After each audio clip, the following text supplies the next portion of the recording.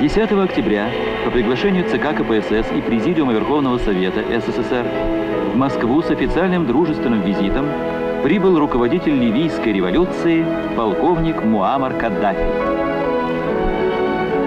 Высокого гостя встречали член Политбюро ЦК КПСС, председатель Президиума Верховного Совета СССР Громыко, член Политбюро ЦК КПСС, первый заместитель председателя Совета Министров СССР Алиев, член Политбюро ЦК КПСС, министр иностранных дел СССР Шеварднадзе, кандидаты в члены Политбюро ЦК КПСС, секретарь ЦК КПСС Пономарев, министр обороны СССР Соколов, другие официальные лица.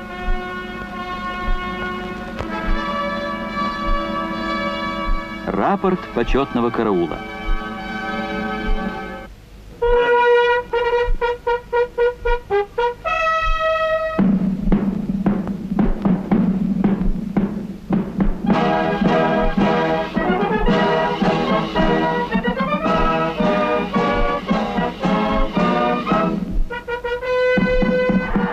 Добро пожаловать, говорят сегодня москвичи высокому гостю.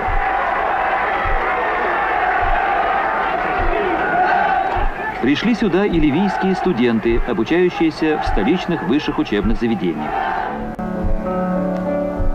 Регулярные личные встречи на высшем уровне имеют важное значение для дальнейшего развития отношений между двумя странами.